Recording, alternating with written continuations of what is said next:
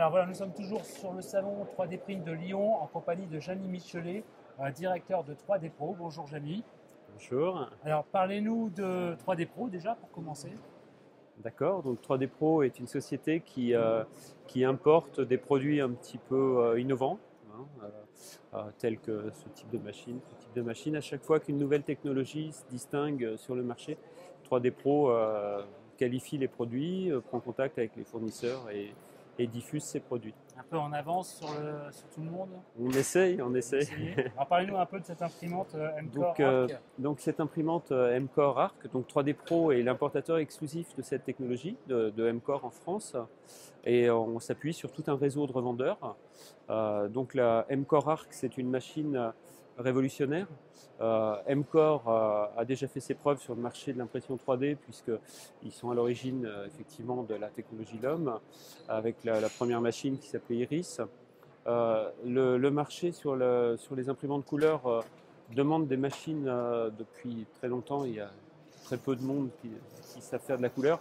Le marché demande des machines beaucoup plus accessibles, tant en prix qu'en accessibilité, qu'en taille d'équipement. M-Core a répondu à cette demande avec des machines qui sont à la fois accessibles, des machines desktop, qui font de la couleur et qui ont un coût opérationnel extrêmement bas. Et pour cause, la technologie, c'est du papier, en fait. Donc, technologie propre également. Aucun produit nocif pour ces machines. Donc, le principe, on vient alimenter une machine avec des rouleaux de papier. Donc, on voit ici la partie papier. Ça passe comme dans une imprimante jet d'encre. Et on retrouve d'ailleurs une architecture d'imprimante jet d'encre avec des têtes d'impression qui viennent projeter de l'encre sur le papier, qui viennent découper le papier, qui viennent l'encoller et qui viennent le presser. Donc ici on a un plateau d'impression avec un système de presse qui vient couche par couche empiler des couches de papier.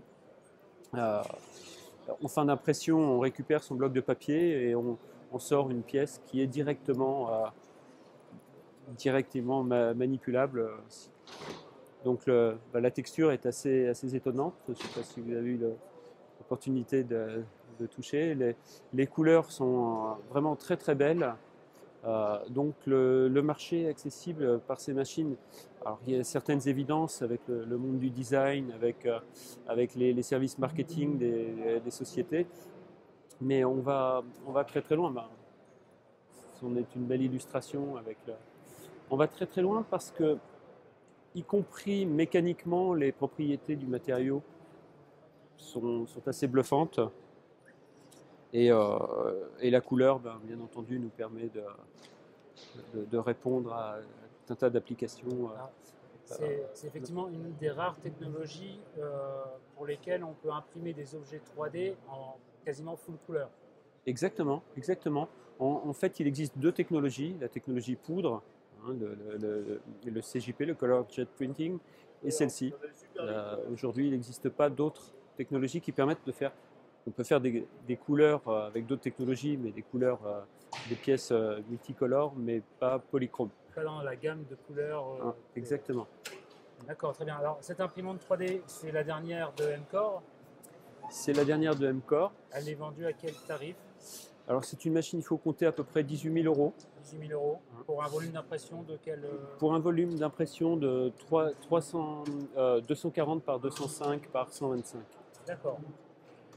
Et alors, est-ce que les objets imprimés avec ce papier encollé, ce qu'on appelle la technologie LOM pour Oui. Laminated Object Manufacturing, Exactement. cette technologie-là, est-ce qu'elle a besoin d'un post-traitement après Alors, avoir été imprimée? la technologie elle-même n'a pas besoin de post-traitement. Cette pièce n'a reçu aucun post-traitement.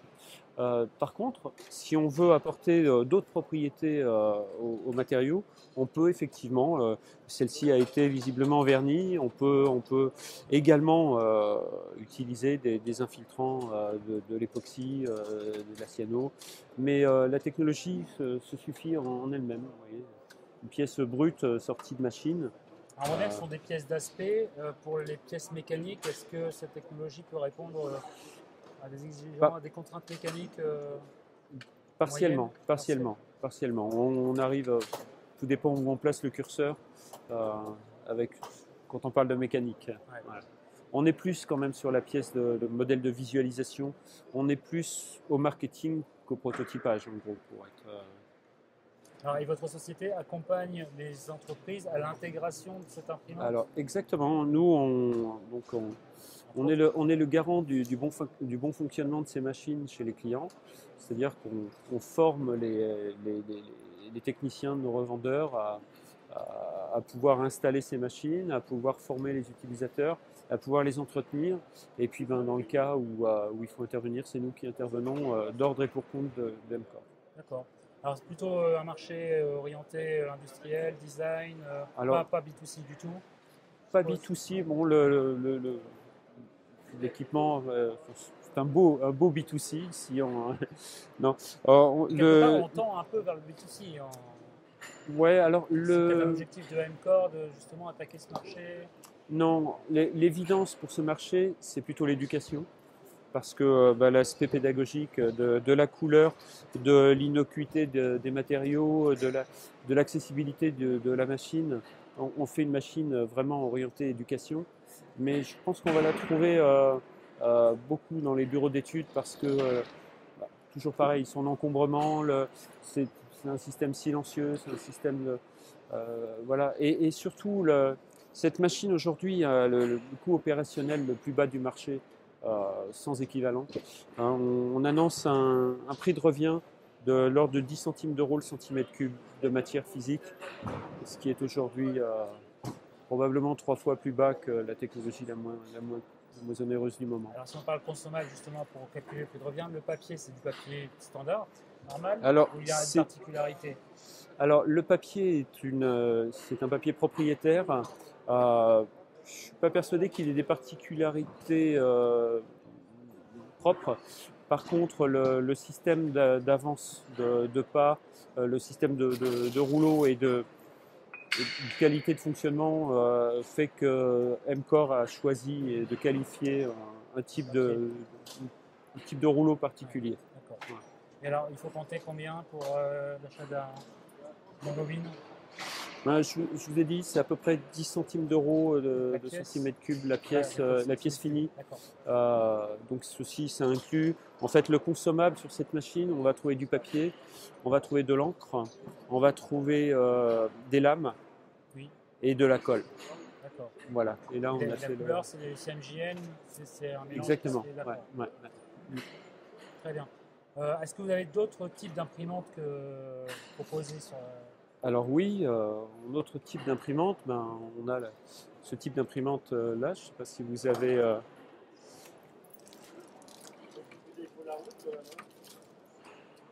Donc toujours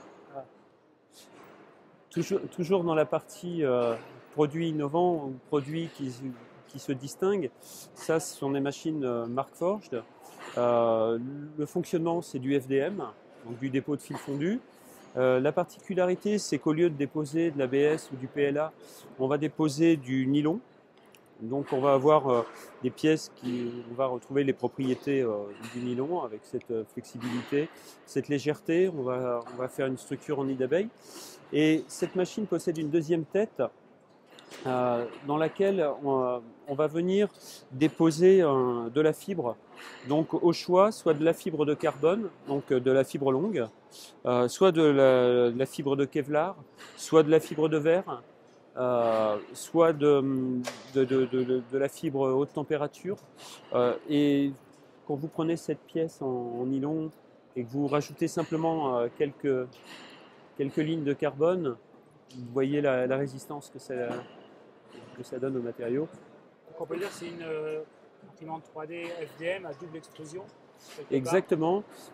Ici, en fait, on trouve une machine avec une accessibilité identique aux machines FDM et avec des propriétés proches de machines métal. On est vraiment dans un compromis inégalé aujourd'hui et avec une réponse, on fait de la pièce fonctionnelle.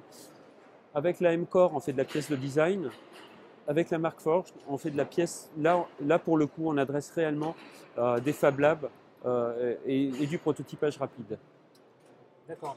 Alors, je suppose qu'il y a aussi d'autres produits Mais si nos internautes veulent voir tous les produits que vous avez à disposition, ils peuvent se rendre sur Donc, votre ils site peuvent internet. venir sur le site www.3dpro.fr, 3d-pro.fr, et nos machines seront présentes sur ce site. Parfait. Et puis ben, voilà, on a tout un tas de représentants, de partenaires qui couvrent tout le territoire et qui présentent ces En équipements avant-première en provenance de chez 3D Pro. Voilà. Une dernière question, Jani. En tant que professionnel de l'impression 3D, comment vous voyez l'évolution de cette technologie, notamment côté industrie, côté business? Côté business, je vois une très belle progression dans le monde de la production, sur les équipements de production.